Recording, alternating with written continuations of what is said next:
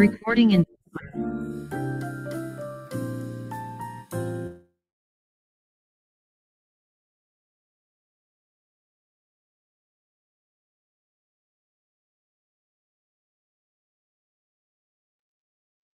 Hola, muy buenos días a todos los que se conectan hoy a este primer encuentro latinoamericano de sostenibilidad para líderes públicos. Eh, Vamos a dar inicio a esta sesión. Como saben, se estará grabando y vamos a compartir las memorias, el video y el contenido de esta sesión posteriormente con todos ustedes. Déjenme comparto mi pantalla.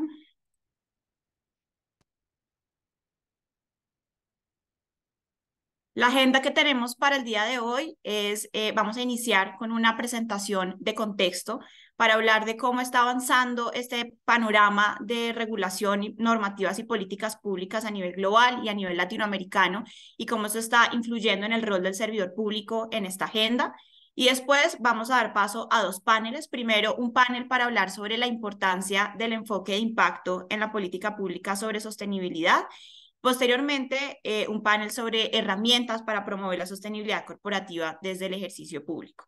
Y para cerrar este evento, vamos a tener un reconocimiento, el anuncio de los seleccionados para las tutorías GRI para líderes públicos. Para iniciar, entonces, comencemos con el contexto sobre sostenibilidad corporativa y el avance de la política pública y el rol del sector público. Los gobiernos en la búsqueda de un desarrollo económico que sea más sostenible, una sociedad que sea más justa, un planeta que sea más resiliente al cambio climático y a los cambios que está sufriendo el medio ambiente, han entendido la importancia y la necesidad de poder promover cambios en los modelos empresariales y en los mercados. Y eso se ha traducido en un aumento significativo de las regulaciones, los planes nacionales, las normativas, las políticas públicas y otros instrumentos que han llevado a promover más desde el sector público en la agenda de sostenibilidad corporativa. Y esto ha hecho que el panorama global y regional haya cambiado en los últimos años y esté cambiando muy rápidamente. Lo que ven ustedes en pantalla es una gráfica tomada de un reporte que hace GRI en alianza con aliados académicos a nivel global que se llama Carrots and Sticks, y desde el 2006 ha empezado a mapear o a identificar el avance o cómo avanza la regulación y las normativas a nivel global sobre sostenibilidad corporativa. Y lo que encontró es que pues sí ha venido, se presenta un aumento año a año, medición tras medición, no solamente del número de políticas, normativas y regulaciones que existen, sino también del número de países que lo están haciendo. Para la primera medición que se hizo en el 2006, solo 19 países o solo en 19 países se encontró regulación o normativa sobre sostenibilidad corporativa y se encontraron alrededor de 60 a nivel global. Mientras que para el 2020, que era la última medición que teníamos, ya teníamos 84 países y 614 normativas a nivel global. Si ustedes ven en el 2016, que fue un año después del lanzamiento de los Objetivos de Desarrollo Sostenible, pues la medición entre el 2013 y el 2016 tuvo un aumento significativo, pasando de 180 a 386, poco impulsado también por esta nueva agenda de desarrollo sostenible que reconocía el rol y la importancia de involucrar al sector empresarial en esta agenda. Y desde el 2016 al 2020 casi que una duplicación en el número de normativas o instrumentos de política pública que existían en el mundo. Aquí ya empezamos a ver una tendencia a un aumento exponencial y lo que vimos en la última medición que salió este año en el 2023, pues es definitivamente esto que llamamos una explosión regulatoria sobre sostenibilidad. Vemos que en los últimos 3 años se aumentó casi el 300% las normativas que existen en el mundo y también hubo un aumento significativo en el número de países. El 68% de países en el mundo actualmente tienen ya normativas y regulación sobre sostenibilidad corporativa y se han contabilizado o se contabilizó para esta última versión o actualización del Carrots and Sticks 2.463 normas, políticas o instrumentos normativos sobre sostenibilidad corporativa, de las cuales cerca de la mitad, 1.225, son específicamente normativas relacionadas con temas de divulgación y reporte. ¿Cómo se ve esto por países? Pues lo que ven ustedes en el mapa en color verde, verde claro, son países que tienen más de 30 políticas o instrumentos normativos sobre sostenibilidad corporativa, y lo que ven en el azul un poco más oscuro son los que tienen entre 20 y 30 políticas o regulaciones. Entonces, si vemos en nuestra región, vemos que la mayoría de países tienen o entre 20 y 30 o más de 30 regulaciones. Sin embargo, si nos comparamos pues con otras regiones como Europa, donde la mayoría ya tiene más de 30 regulaciones, pues vamos ahí, vamos tratando de alcanzar y podernos alinear a esas tendencias globales.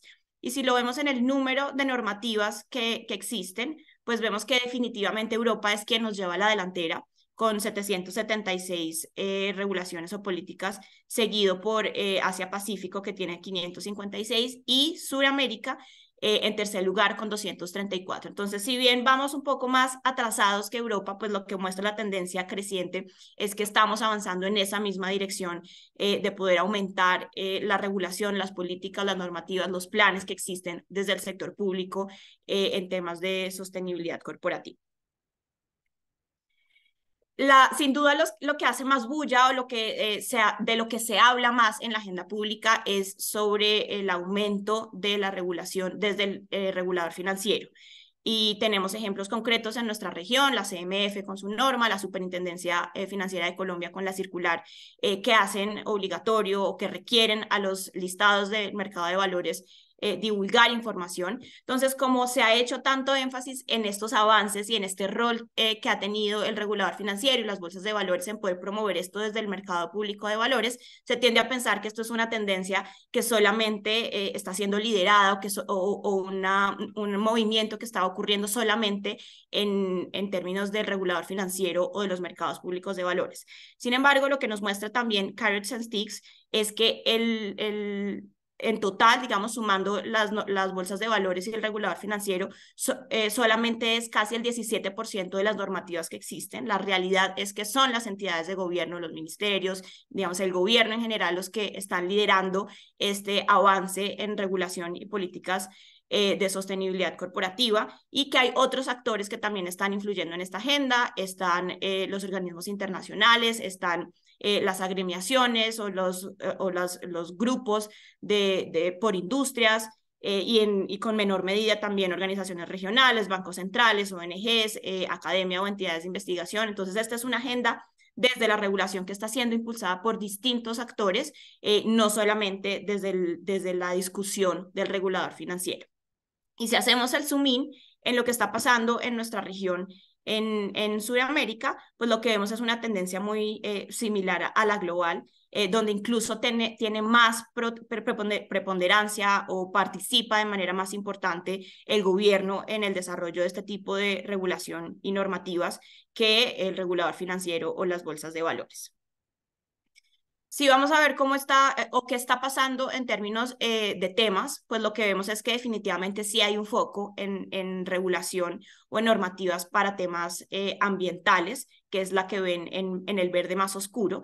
Sin embargo, si lo vemos dividido, digamos, por etapas, en un principio, entre los 1990 y 1995, definitivamente la gran mayoría, la inmensa mayoría de normativas estaban dirigidas hacia los temas ambientales. Después tenemos una época en el medio, que es lo que ven en el recuadro moradito, donde el tema social empezó a ganar mucho más relevancia, pero estamos viendo en los últimos años que vuelve otra vez a subir el número de normativas en temas ambientales, y los asuntos sociales parecen estar no recibiendo suficiente atención desde la regulación y las políticas públicas, lo que llama mucho la atención, sobre todo en regiones como América Latina, con tantas conflictividades y problemáticas sociales.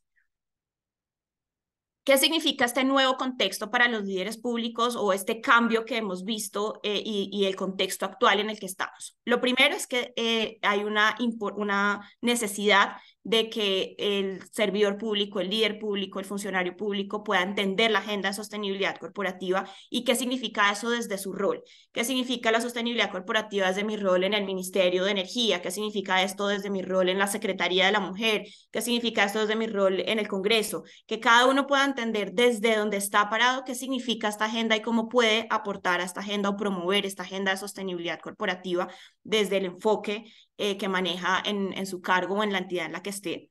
El segundo es que se necesita que aumente el conocimiento, las capacidades que tienen los funcionarios públicos para poder tener un rol activo en esta agenda. Entonces, no solamente es la sensibilización y poder entenderlo, sino qué capacidades necesitamos crear en estos funcionarios públicos para que realmente la agenda avance.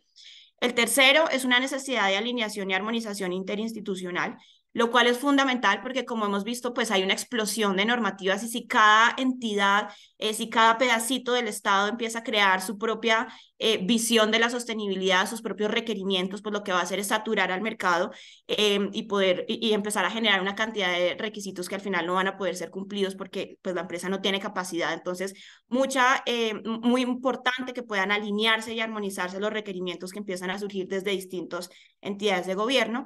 Y por último, una coordinación mucho más cercana con el sector empresarial, reconociendo que esto, como ven, no es nuevo, las empresas vienen hablando de sostenibilidad hace ya varios años y varias décadas, ya hay un camino recorrido en temas de reporte, divulgación, en términos normativos y en las prácticas que están pasando en las empresas, entonces también acercarse a entender cómo lo está haciendo el sector empresarial y poder desarrollar estas normativas, estas políticas y estos instrumentos desde lo público en coordinación y reconociendo lo que ya ha avanzado o lo que ya existe desde el sector empresarial.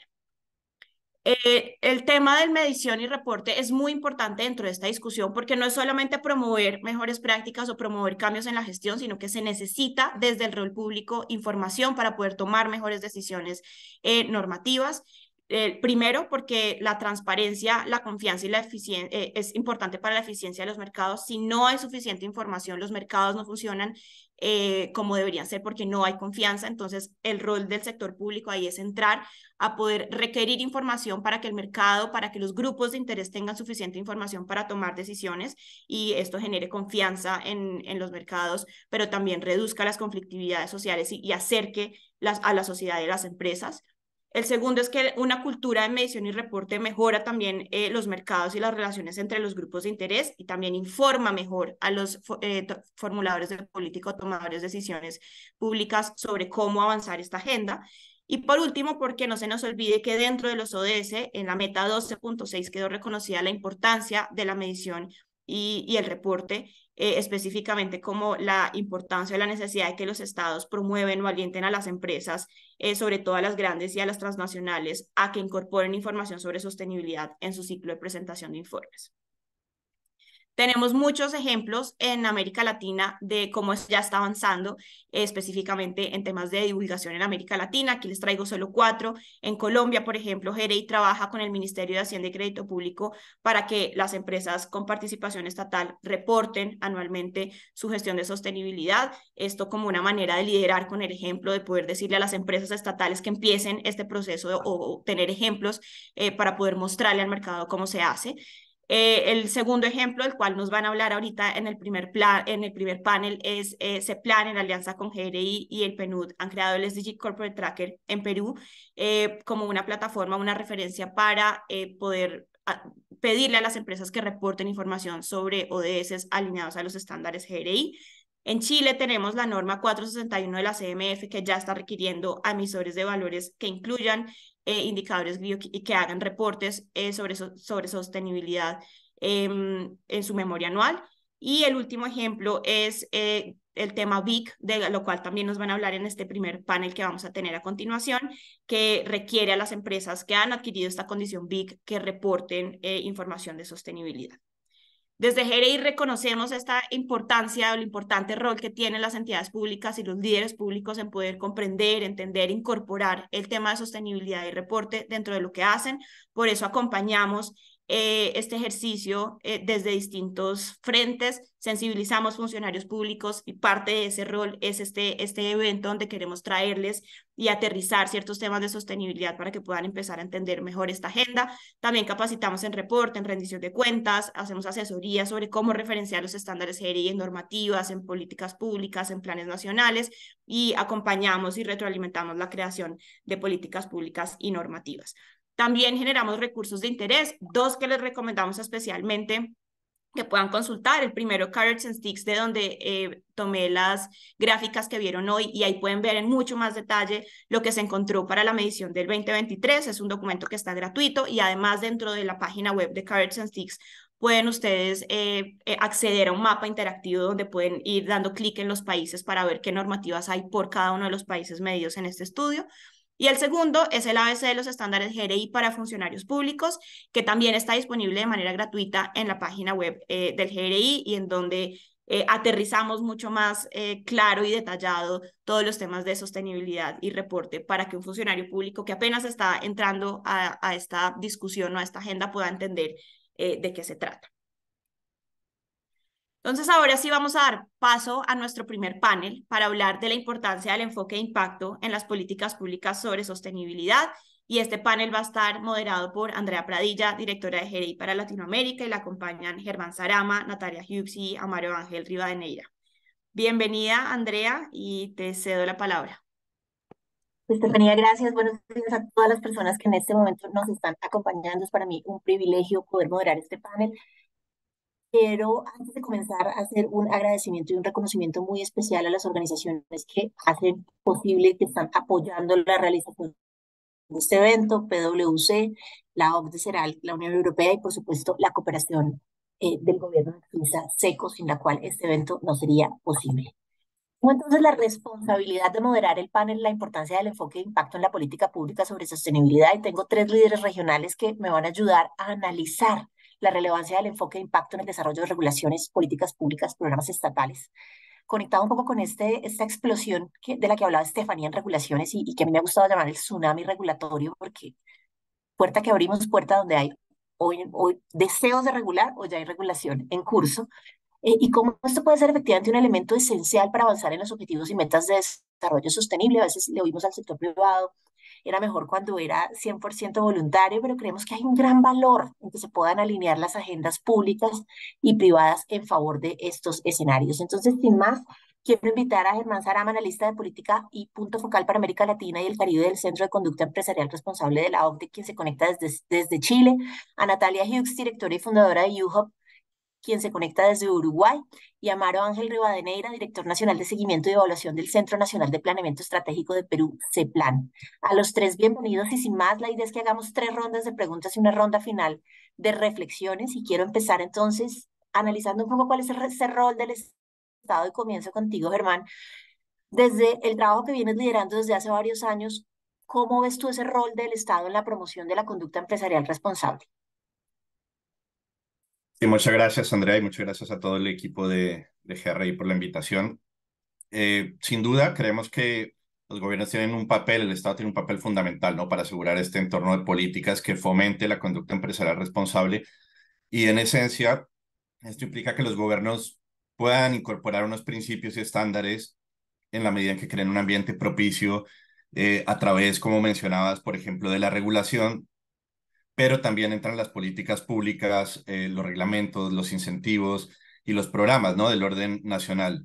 Esta, digamos, denominada mezcla inteligente de medidas que pueden llevar a cabo los gobiernos. Y quería comentar que este es precisamente el enfoque que tiene la recomendación de la OCDE sobre el rol del gobierno para promover la conducta empresarial responsable. Esta es una recomendación, podríamos decir, recientemente adoptada, porque fue en febrero de este año, en el marco de la primera cumbre ministerial a nivel global de la OCDE sobre conducta empresarial responsable. Y con esta recomendación, lo que hemos hecho es que los gobiernos se comprometan a desarrollar y hacer cumplir este entorno legal, regulatorio y de políticas públicas que facilite la conducta empresarial responsable, alineándose con los estándares internacionales. Y por cierto, un dato no menor es que son 51 países los que se han comprometido con esta recomendación, que hoy en día representan 2/3 del gobierno global, del comercio global, perdón, y más del 70% de los flujos de inversión extranjera directa. Y además, los ministros que participaron en esta cumbre en febrero se comprometieron a implementar cada uno desde sus distintos ámbitos de trabajo, que fue muy interesante porque tuvimos no solo ministerios, por ejemplo, clásicamente asociados con la sostenibilidad, ¿no?, como puede ser, por ejemplo, un ministerio de ambiente o un ministerio de economía, sino que también tuvimos ministerios de trabajo, tuvimos ministerios de relaciones exteriores, tuvimos ministerios sectoriales como de agricultura y minería, y entonces empezamos a ver que realmente en los gobiernos empieza a formularse esta preocupación un poco más articulada, ¿no?, entre las distintas carteras que llevan la agenda de conducta empresarial responsable. Y también se firmó una declaración ministerial en que los gobiernos pedían a la OCDE funcionar como una plataforma para que puedan intercambiar información entre las distintas agencias y ministerios relacionados con la promoción de la debida diligencia en las cadenas de suministro, porque nuevamente aquí vemos que tiene el tema de la debida diligencia en las cadenas de suministro es un tema que involucra también varias agendas de la política pública, ¿no? Estas dinámicas de las cadenas de suministro a nivel global se ha identificado, por ejemplo, por el World Economic Forum, que representan más del 80% de las emisiones mundiales de gases de efecto invernadero y más del 90% de los impactos en la biodiversidad y el agua se están dando en esas cadenas de suministro. Entonces, de hecho, hoy en día vemos que ni siquiera es la propia empresa en el marco de su operación, por ejemplo, la que está generando mayor número de emisiones, sino a lo largo de la cadena de suministro. Y aquí entonces necesitamos una articulación nuevamente de cuáles son las políticas ambientales, cuáles son las políticas comerciales, cuáles son las políticas de atraer inversión, pero siempre pensando en este factor de sostenibilidad. Así que esta recomendación lo que plantea es cómo podemos desde el gobierno, desde los distintos sectores que componen la agenda pública, procurar, como mencionaban hace unos momentos, alinear, ¿no?, de mejor manera las distintas áreas y buscar sobre todo una mayor coherencia de políticas públicas, que es un concepto que quisiera resaltar. Y es entender que sea un entorno político que facilite la conducta empresarial responsable y que logre una mayor y una mejor articulación de los diferentes niveles de gobierno, incluyendo tanto al nivel nacional, pero también subnacional. Y esto se traduce en un gobierno que pueda hablarle con una voz unificada a las empresas, ¿no? Que no vaya un Ministerio de Ambiente por un lado, por ejemplo, y el Ministerio de Minas con una política por otro, sino que se entienda que todo va en una articulación hacia la búsqueda de la sostenibilidad. Por dar un ejemplo, una empresa que incumpla sistemáticamente la regulación en materia ambiental no debería ganar licitaciones públicas ni ser invitada a misiones comerciales para promocionar sus productos de exportación. Y entonces para esto necesitamos que haya una alineación entre la agenda ambiental con la agenda de promoción de inversiones y del comercio. Entonces, bajo esta medida, la idea es que como decíamos, se produzca una mezcla inteligente de medidas voluntarias y obligatorias. Y para cerrar, quisiera solo comentar también el papel importante que estamos desarrollando con los puntos nacionales de contacto, ¿no? Que para quienes no lo sepan son unos mecanismos establecidos en el gobierno como compromiso de implementar las líneas directrices para los gobiernos que han sido adherentes a este instrumento y que han de hecho reforzado su mandato. Ahora lo vamos a ver como en la reciente actualización de las líneas directrices, para que el PNC ahora no solo sea un mecanismo de respuesta cuando se causa un impacto adverso, sino que tengan entre su mandato poder articular con otras áreas de gobierno, con otros funcionarios públicos y promover la adopción de estos estándares dentro de las propias áreas de política pública, incluyendo cuando el Estado actúa como actor económico, por ejemplo, con las empresas estatales o en las áreas de comercio o de inversión o en las compras públicas. Hernán, gracias. Quisiera resaltar algunos elementos de lo que nos has mencionado.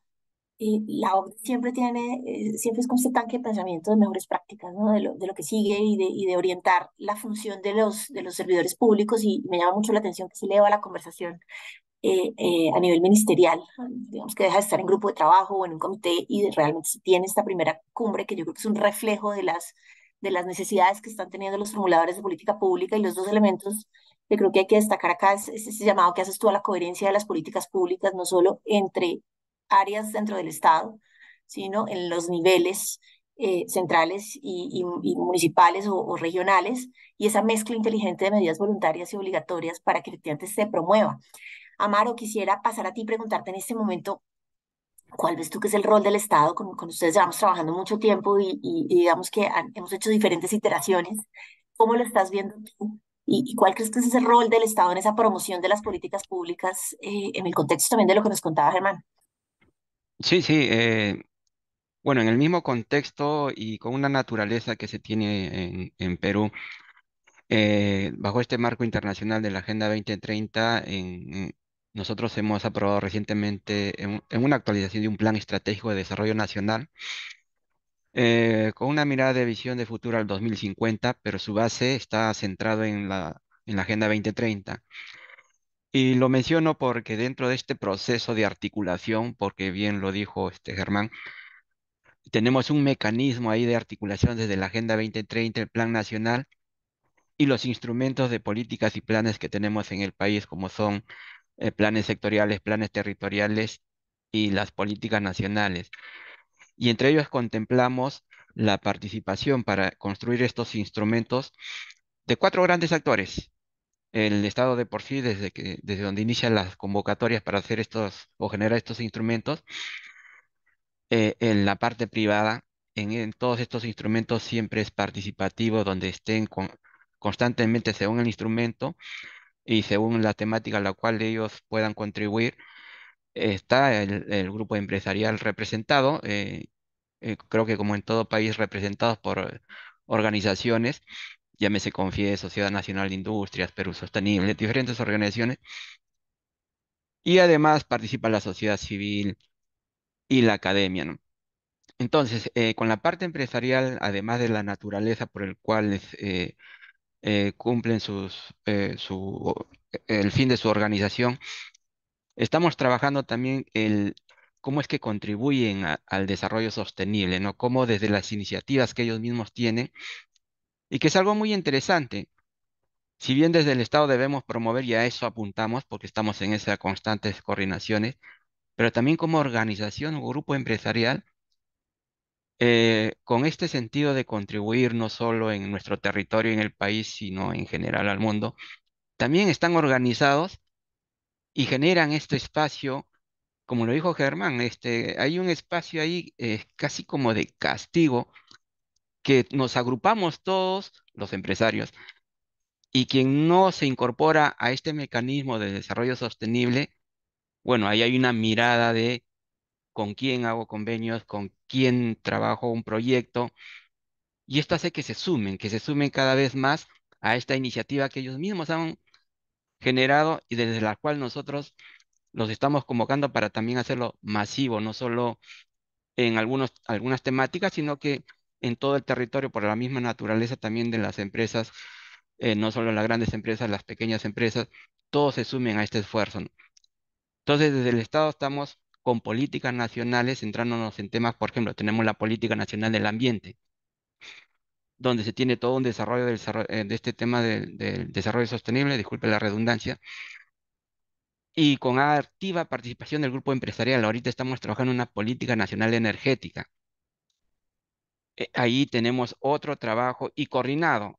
Hay un trabajo multisectorial que estas políticas implican participación de muchos ministerios a través de sus instituciones y donde la parte privada o el grupo empresarial también tenga claro cuáles son los fines a los cuales queremos llegar al 2030 y al 2050, ¿no?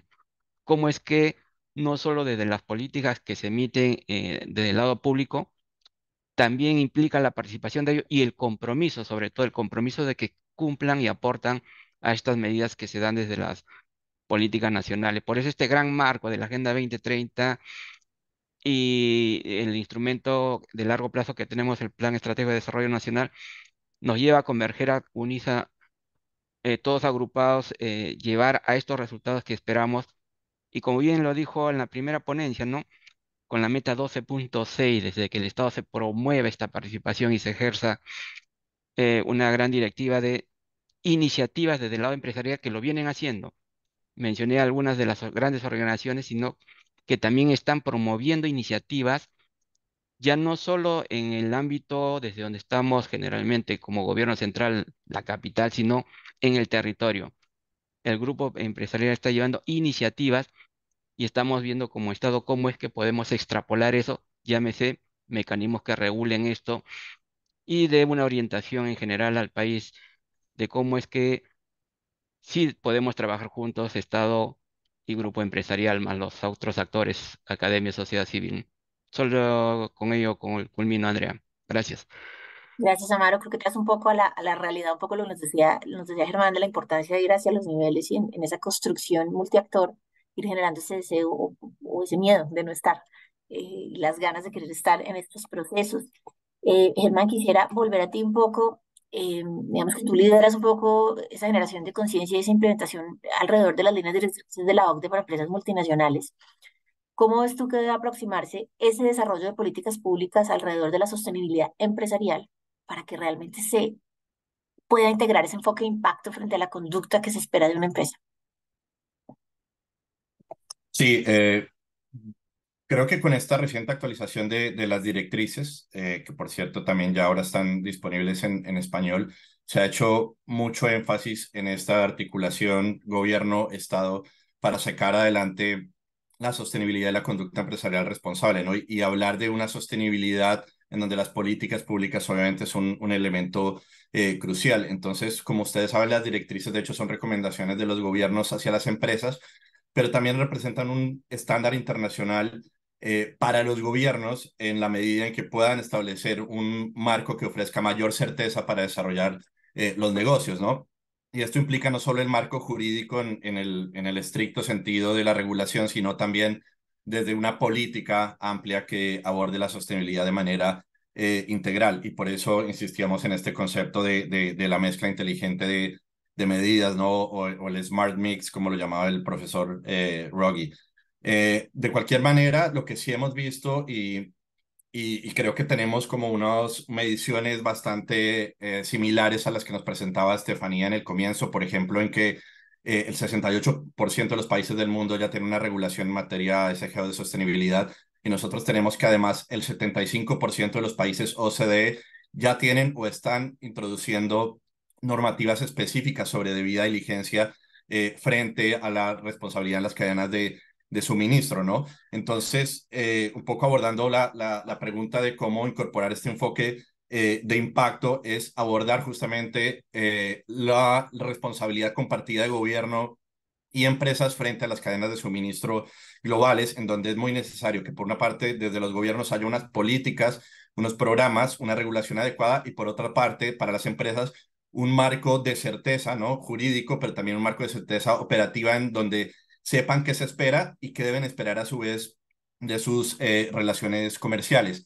Y a partir de nuestro trabajo en América Latina, quería señalar tres como grandes recomendaciones, un conjunto de tres recomendaciones prácticas, sobre todo pensando en la función pública. Por un lado, insistir en esta mayor coherencia de políticas públicas, que esto se resalta mucho en la recomendación, se resalta mucho en la declaración que hicieron los ministros en esta cumbre global, y eso significa que ojalá la sostenibilidad o las cuestiones relacionadas a los estándares ASG no estén centrados en un solo ministerio, sino que abarque varias áreas de trabajo. Insistíamos mucho, por ejemplo, en el tema del medio ambiente, que hoy en día es clave para la transición justa, para la transición energética, pero también involucrar a derechos humanos, gobernanza corporativa, Ministerio de Economía, por ejemplo, obviamente, que impulsa toda la agenda empresarial. Y en esto quería resaltar un ejemplo de Brasil, que es muy interesante, en donde se adoptó una política nacional que se llama el PACER, Plano de Acción en Conducta Empresarial Responsable, que es un compromiso desarrollado entre varios ministerios, ¿no? Liderado por el Ministerio de Economía y pensado también con una lógica de inversiones, pero coordinado con Relaciones Exteriores, Ambiente y Trabajo. Y entonces ese plan nacional, por ejemplo, establece unas responsabilidades de cada ministerio frente a qué se espera que alcancen en materia de sostenibilidad en los próximos años. Similar al caso de Perú, que también citaba Amaro en el Plan Nacional de Acción sobre Empresas y Derechos Humanos, pero que además, más allá del Plan Nacional de Acción, ha servido para catalizar otras iniciativas, por ejemplo, de regulación, incluyendo, por ejemplo, para empresas estatales, ¿no? Y que hoy el día el órgano de gobernanza de las empresas estatales de Perú, que es FONAFE, quiera emitir una política actualizada frente a estándares de conducta de las empresas estatales. Entonces, este primer, digamos, ejercicio tiene que ver con esta labor de los gobiernos de impulsar la coherencia. Una segunda recomendación, un segundo ejercicio es cómo responder a la acción regulatoria, ¿no? Y sobre todo a la regulación emergente que está llegando, especialmente, por ejemplo, desde Europa. Y aquí también es fundamental que los gobiernos simplifiquemos la complejidad de este marco de sostenibilidad para las empresas, ¿no? Que hay muchos estándares, muchos principios. Entonces, entender que en últimas los principios deben apuntar a una misma agenda. Para nosotros eso se traduce también en aplicar la debida diligencia y que como tal se clarifique cuál es la expectativa frente a la actuación de las empresas.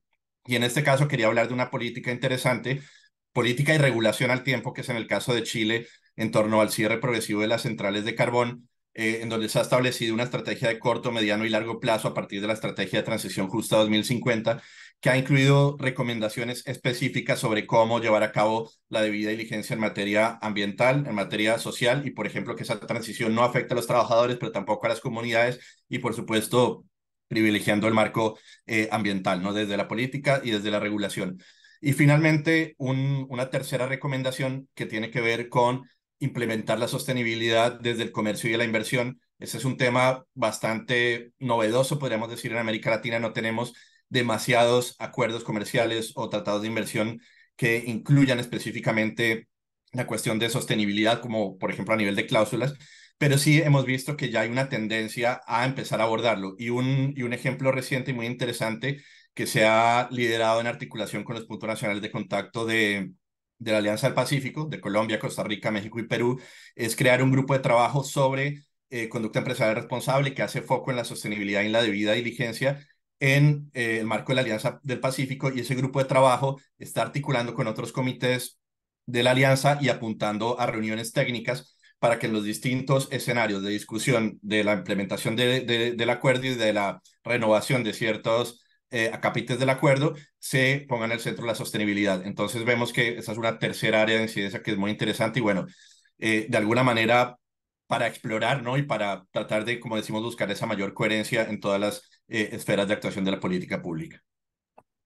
Perfecto, Germán, gracias. Añado al mix que ya nos habías dado, la tarea que le pones al Estado de simplificarle al sector privado, qué es lo que se espera que haga en este, digamos que mar de estándares y regulaciones. Y quisiera pasar a ti, Natalia. Natalia, tú vienes liderando desde hace un buen tiempo eh, esa revisión de cómo estaban las políticas públicas alrededor de la figura de sociedades de beneficio e interés colectivo. Y quisiera invitarte a que nos cuentes cuáles han sido sus principales hallazgos de este estudio y por qué es importante que la regulación requiera a estas empresas nuevas de beneficio e interés colectivo que reporten y rindan cuentas alrededor del impacto. Bueno, gracias, Andrea, y gracias a este panel también multiactor, que me parece que de eso se trata la construcción y de dar respuesta a las urgencias que tenemos como sociedad. Y voy a aprovechar justo una mención que hizo Estefanía, que hiciste tú, Andrea, hablar de, bueno, esto de hablar de explosión normativa y de tsunami normativo, ¿no? Entonces, cuando hablamos de eso, estamos hablando de que en realidad estamos alcanzando un punto de mutación de la economía, ¿no? Si hablamos de una economía regenerativa, equitativa, inclusiva, cuando legislamos, ya dejamos de lado aquello que nosotros llamamos los abogados de, bueno, hay, por ejemplo, un reporte voluntario. Los reportes sostenibles son puntos de acupuntura. Uno los toca y se generan tanto cuanto la energía que tiene la gente. Pero ¿cuándo se muta la economía? Cuando hay legislación al respecto. Y fue muy interesante y una gran oportunidad poder ver, bueno, todo el movimiento legislativo BIC, esas leyes de beneficio e interés colectivo, ¿no? En Estados Unidos, en Francia, en España, en Ruanda, en América Latina. A ver, recopilado toda la información, analizado, análisis de datos, entrevistas, y después hacer foco en cuáles son los avances, los retos y los consensos que tiene la legislación de beneficio e interés colectivo en América Latina. Hicimos foco, y por suerte en América Latina estamos muy avanzados con esta legislación de beneficio e interés colectivo. Y tener esta legislación quiere decir que tenemos empresas que son creadoras de bienes públicos sostenibles, que son los aliados naturales del Estado para alcanzar los objetivos de desarrollo sostenible, ¿no? Entonces hay como un instrumento legislativo que ayuda a esa mutación económica y que tiene algunas características. Y cuando analizamos la legislación que tenemos en América Latina, que tenemos en Colombia, Perú, Ecuador, Uruguay y hace recientemente Panamá, proyectos en Chile, proyectos en México, proyectos en bueno, se habló en Costa Rica y en todos los países de América Latina de este movimiento legislativo. Bueno, ¿qué cosas se consensuaron? ¿Qué entendemos que, bueno, si hablamos de legislación, cuáles son los pilares de los cuales hay que hablar? ¿De qué hablamos? Hablamos de una acción, el énfasis está en beneficio e interés colectivo. Esa es la legislación. Y nos pasaba que algunos diputados justamente nos decían, bueno, acá son legislación de empresas de desarrollo sostenible, pero el contenido eran los pilares de la legislación BIC. Entonces decíamos, si están todos los requerimientos que se habla de propósito, ampliación de deberes fiduciarios, de reporte y transparencia, de publicidad, ¿por qué no le damos una identidad global y mundial como actores de cambio y de mutación de esta economía? Y así fue que se fue dando esta como identidad y este sentido de pertenencia, donde desde la legislación se puede ser respondiente a las necesidades de cambio que tenemos. De hecho, hoy está terminando la COP28 en Dubái, ¿no? Entonces, como es la urgencia, entonces como desde la ley vamos a responder. Y bueno, cosas que se conceptuaron. Consenso BIC. Hablamos de legislación de beneficio de interés colectivo, hablamos de una acción.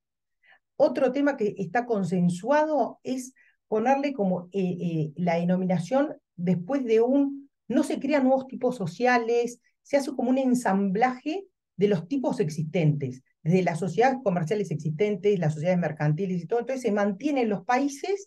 Si hablamos de SRL, de sociedades de hecho, de fideicomisos, bueno, se mantienen esas estructuras jurídicas y lo único que se hace es, bueno, se van a poner como un apellido particular, van a tener como van a ser parte de esta familia de mutar la economía. Este apellido BIC, van a estar fideicomisos BIC, SRLs BIC, sociedades anónimas BIC. ¿Y qué tienen en particular? Que son empresas que ponen el propósito por encima de la actividad. O sea, a la actividad económica tienen que ser empresas, buscan el lucro, ¿no? Pero por encima de la actividad se pone el propósito empresarial, un propósito de impactar social y ambientalmente. ¿Qué quiere decir? Que no solo tengo que lucrar, o sea, paso del indicador único lucro, a comprometerme desde los contratos sociales, del objeto social, desde el core business empresarial, a una nueva genética empresarial y a lo que llamamos una nueva identidad de mercado, que es propósito. Pero ese propósito, si estamos hablando de sostenibilidad y hablamos de economía sostenible, sustentable hoy en día, bueno, ¿qué necesita? Ampliar los deberes fiduciarios. ¿Qué es esto de ampliar los deberes fiduciarios? Quiere decir que vamos a considerar todos los públicos de interés de la empresa. Vamos a considerar beneficios compartidos para todos los públicos de interés de la empresa. Entonces pueden tomar decisiones, administradores y directores van a tener cierto resguardo si toman decisiones que quizás pueden llegar a ser más costosas, pero que van a considerar el impacto en lo social y lo medioambiental. Y el tercer elemento, que sí está consensuado, pero no tanto el contenido y la elaboración, es la necesidad de reportar el impacto. Estamos hablando de empresas que tienen la intencionalidad de impactar positivamente. O sea, es diferente, es una actitud de yo tengo intención de ser parte de la solución. Y para eso voy a reportar y medir el impacto. Y lo voy a publicar. Y va a ser de acceso público. Y en eso hay consenso. Y en otra cosa que hay consenso es en temas de descalificación de la norma. Lo que después vimos que no hay consenso y es muy interesante porque cuando uno va entrevistando, por ejemplo, el objeto puede ser abierto o objeto cerrado. Si hablamos de objeto en Colombia, se habló de un objeto cerrado. Pero en realidad cuando entrevistamos a los interlocutores, a los políticos, dice, bueno, se pusieron actividades, se describieron actividades para facilitar el impacto, la visualización de qué se necesitaba impactar y a qué se necesitaba dar respuesta. ¿Y qué pasó? Al describir 15 actividades y después se terminaron en 5 dimensiones, eso terminó encorsetando a las empresas. Una cosa que tenía vocación de facilitar no cumplía con la vocación que tiene que tener la norma, que es una vocación de permanencia. Porque en definitiva lo que importa, hoy puedo tener esta actividad, mañana otra actividad, este producto, otro producto, pero lo que acá importa que estas empresas son empresas creadoras de valor integral. ¿Y por qué crean valor integralmente? Porque son parte de la solución a los problemas colectivos. ¿Cómo? Desde el propósito de dar soluciones a los problemas sociales y ambientales, pero midiendo el impacto. Y después el otro gran tema, que no sé si ahora para desarrollarlo, pero me parece que es el tema, es la importancia de cuando se legisla y dar claridad en la legislación de, bueno, cuando hablamos de reportar, empezamos a ver en todos los cuadros que van a poder ver en la investigación, porque armamos cuadros de cada país, de todas las experiencias, los beneficios que se pusieron del alcance de la norma, cuáles son los artículos y todo, pero ¿qué es lo que reporta? ¿Qué es reportar y medir el impacto? ¿Qué es gestionar el impacto? ¿Es lo mismo gestionar que medir, que reportar? Y ahí vemos como una gran confusión, y esa confusión es la oportunidad que tenemos de, en realidad, de crear claridad, esa claridad que genera confianza, confianza en toda la sociedad y en los actores y en los empresarios y en todos los públicos de interés y en el Estado y en las propias empresas que van viendo si están cumpliendo con el propósito que se trazaron y qué desviaciones tienen que hacer para alcanzarlo. Y bueno, ¿cuál es el tema ese? El tema del reporte y la transparencia lo vimos, se habla de reportar, y lo que vimos es el reporte es voluntario o obligatorio, tanto en Colombia, Ecuador, Panamá, Perú y Uruguay, siempre es obligatorio. Es obligatorio. Ahora, ¿cuál es el contenido que tiene que tener? Y se confunde hablar de métricas, de instrumentos, de herramientas, de estándar de gestión, de estándar de reporte. Y, por ejemplo, les podría ejemplificar acá en Colombia, se habla de específicamente, acá dice, ¿cuáles son los estándares válidos? Y explica y toma la norma cuáles son esos 5 estándares válidos, pero dice, certificación de sociedad de tipo B, estándares GRI, normas ISO, guía de objetivo de desarrollo sostenible. Entonces acá lo que vemos es una confusión entre lo que es una guía, lo que es un marco, lo que es un estándar de reporte, lo que es un estándar de gestión, y esto es una oportunidad como una segunda fase de este movimiento legislativo y de este tsunami normativo, de, bueno, clarifiquemos de qué hablamos cuando hablamos de reporte y de transparencia, de medir el impacto, porque el reporte constituye como como un entendimiento y una oportunidad para ver qué riesgos y oportunidades va a tener la empresa de impactar en corto y mediano plazo. Pero para eso tiene que saber cómo se mide y cómo se compara con otras empresas. Entonces ahí el tema del reporte adquiere una relevancia particular. Y otro tema que no hay consenso y que los desafío a reflexionar es el tema de los incentivos tributarios. Incentivos tributarios sí o no, beneficios sí o no, compras públicas sostenibles, no. Entonces, todo eso, cada normativa, y tenemos los comparativos en este estudio que hicimos, las reflexiones, los análisis, el análisis de datos, las entrevistas, y uno va como tomando posición, pero por lo menos ver, bueno, si para hablar de la IBIC tenemos que hablar de estos requisitos. ¿Y cuáles son los temas que aún tenemos que trabajar y estamos desafiados a trabajar para que realmente generar confianza, credibilidad e integridad? Son estos que le mencioné, de qué hablamos cuando hablamos de reporte y de qué hablamos cuando hablamos de análisis de creación de valor. Perfecto, Natalia, gracias. Quisiera agradecer a todas las personas que nos están haciendo llegar sus preguntas, invitar a todos los demás. Las preguntas las vamos a estar leyendo en el chat al final y digamos que la idea es que las envíen desde ahí. No podremos habilitar micrófonos a nuestros participantes en esta oportunidad, pero por ahí las estaremos abordando todas. Eh, ya cuando entramos a mirar ejemplos y Natalia nos daba, digamos que una abrebocas de qué está pasando en la región, donde voluntario, donde obligatorio, cuáles son esos elementos comunes que está teniendo, y si se quiere, este movimiento de políticas de beneficio e interés colectivo, que creo que es el primero regional de este estilo que se ha dado, y como decías, primera ola más segunda ola de lo que vendrá. Quisiera preguntarte, Amaro, si nos puedes contar un poco más del SDG Corporate Tracker en Perú. ¿Qué estás haciendo? ¿Cómo lo usas como insumo para el Estado peruano y qué se ha logrado y qué esperas lograr en el 2024? Sí, bueno, acá en Perú ya tenemos 2 ediciones de aplicar el SDG Corporate Tracker. La primera que se trabajó fue en el 2019, pero basada en la experiencia del GRI en Colombia.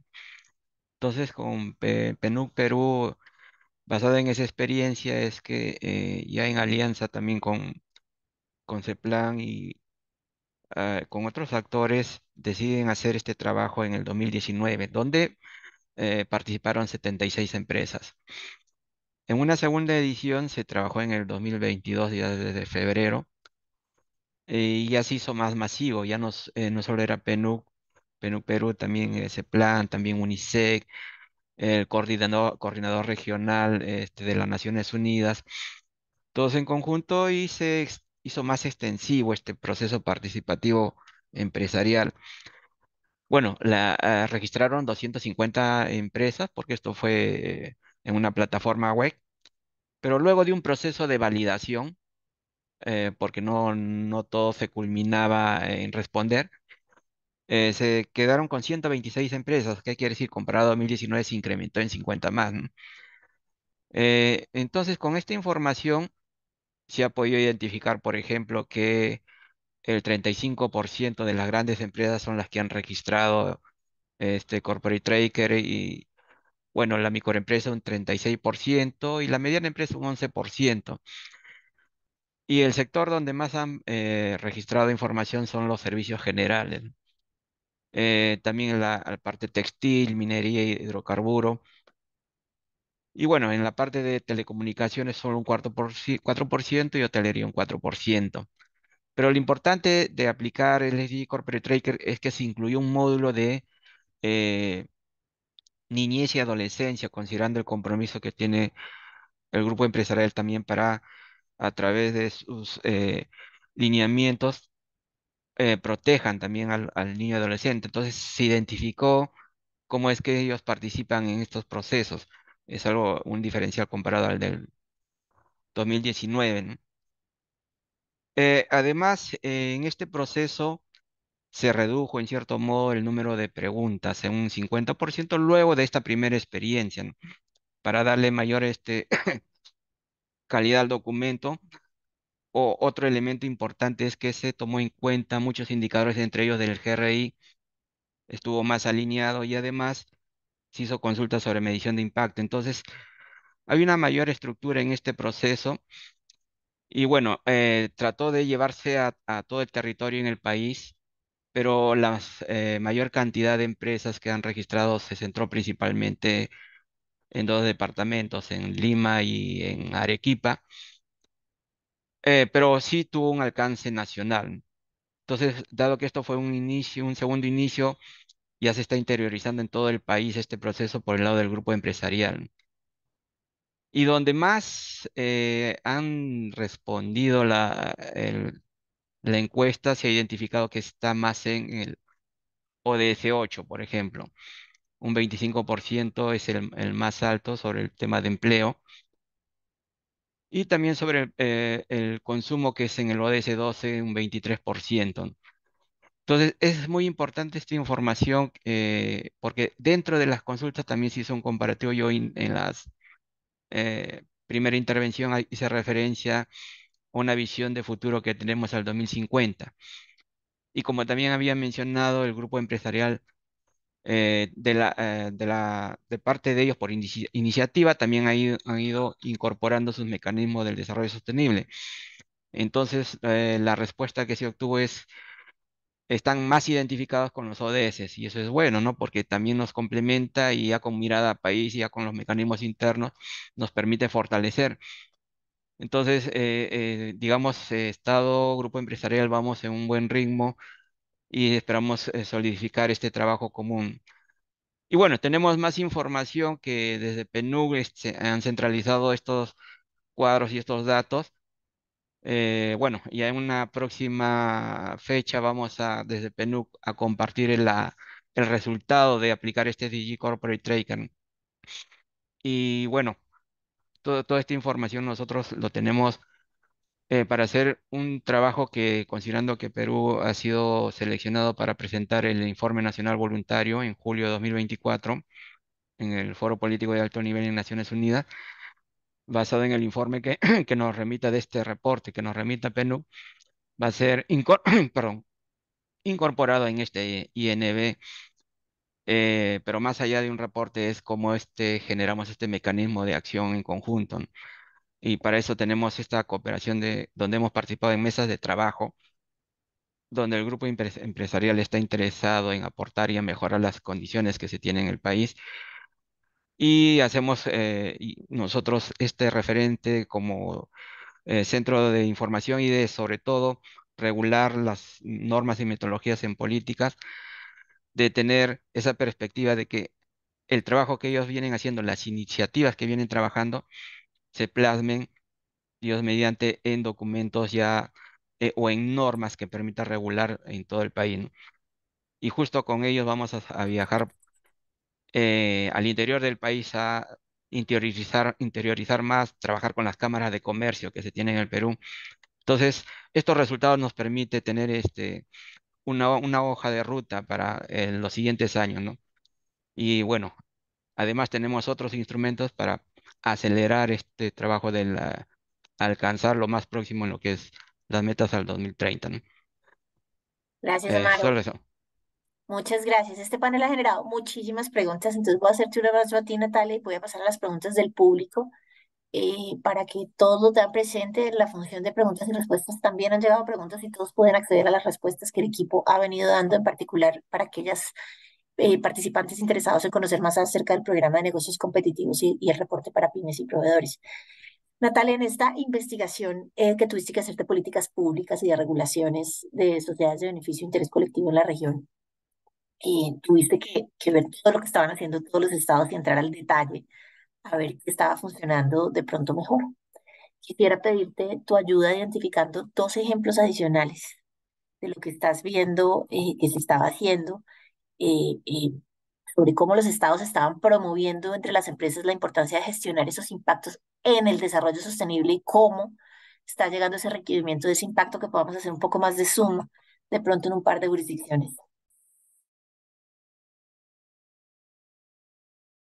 De jurisdicciones respecto al funcionamiento, ¿cuáles son las jurisdicciones más acabadas? Por ejemplo, en Perú o Colombia todas coinciden, por ejemplo, el reporte es obligatorio, la obligatoriedad del reporte. Todas el reporte tiene que estar disponible públicamente. Todas tienen que ser reportes anuales, esas son coincidencias. Acá el tema de los estándares reconocidos internacionalmente, eh, algunos hablan de estándares referenciados y otros hablan de terceros independientes, y solo uno, que es Uruguay, habla de un reporte voluntario. Y yo creo que eso responde a diferentes estadios de los países, ¿no? Y de capacidad instalada de control, porque también es dónde se va a publicar, dónde se accede a esa información, cómo se compara para dar lugar a la comparabilidad lo verificable y fidedigno de la información. Habría que estipular, bueno, este es el estándar, o estos son los estándares de reporte y estándares de gestión que responden a la medición de impacto. Perfecto. Ahora, también estamos en un mercado latinoamericano que está, 90 y pico por ciento de las empresas son pymes. Entonces hay que, de alguna manera, mostrarles, buscar incentivos, ser creativos en el valor que tiene, no solo la necesidad y la urgencia a nivel global que tenemos de dar respuesta a los problemas que tenemos, sino el valor que tiene empresarialmente la generación del impacto, ¿no? Y entonces ahí tenemos, por ejemplo, en Perú, Ecuador, Perú y Colombia, donde se consensuó mínimos cuantis y cualitativos. Y, por ejemplo, la descripción de la narrativa de la metodología utilizada para medir el impacto, eso está consensuado. Acciones específicas que hay que describir que se hayan desarrollado a los efectos de medir el impacto. ¿Cuáles son las circunstancias que obstaculizaron o facilitaron ese impacto? Y después la medición de impacto material, social y ambiental. Entonces, el consenso en esos países es cual y cuantitativo. Cada uno tiene su particularidad. Panamá todavía no tiene la reglamentación. Después algunos se incorporan beneficios. Claramente, por ejemplo, Perú dice, no, esta ley no incorpora beneficios. O Ecuador le podría decir, beneficio de contratación pública. Es interesante, bueno, en la publicación que armamos están todos los comparativos por países, ¿no? Y entonces uno puede ver y decir, bueno, ¿cuál es el marco normativo, el alcance, los requisitos de cada país, las mayorías exigidas para ser parte de una ley BIC o salirse de la calificación o de ese apellido BIC? ¿Cuáles son los deberes fiduciarios que uno se compromete? ¿Cuáles son las acciones de responsabilidad de los administradores? Porque también otro tema es, algunos dicen, bueno, ¿y quién tiene la responsabilidad de presentar este reporte? ¿Quién tiene? La elaboración es una cosa, y otra cosa es la responsabilidad de la presentación. Y ahí, por ejemplo, en Ecuador dice, la responsabilidad de la presentación la tiene el representante legal de la empresa. Perfecto. En Uruguay coincide el representante legal de la empresa, pero con consecuencias penales. No hay coherencia o no hay veracidad frente al contenido y la formalidad. Después los países también se plantean solo tengo capacidad de ver la formalidad y por tanto ya si tengo una empresa que viene con una certificación o que utilizó un estándar independiente, ya eso me da la tranquilidad de que está cumpliendo, o hipotestativamente entro a analizar si se cumplió con el impacto o no, o sea, no solo la formalidad, sino el contenido. Este, es, es un desafío interesante, todos tienen sus ventajas, lo que yo resaltaría, zambullirse a cada una de las legislaciones, pero sobre todo que hay mucho consenso, entonces ya podemos hablar de un movimiento legislativo de beneficio e interés colectivo, o sea, ya se está pensando en el colectivo desde la empresa, entonces se termina con esa bifurcación que creamos las personas, que es, bueno, por un lado la empresa, por otro lado son las ONGs.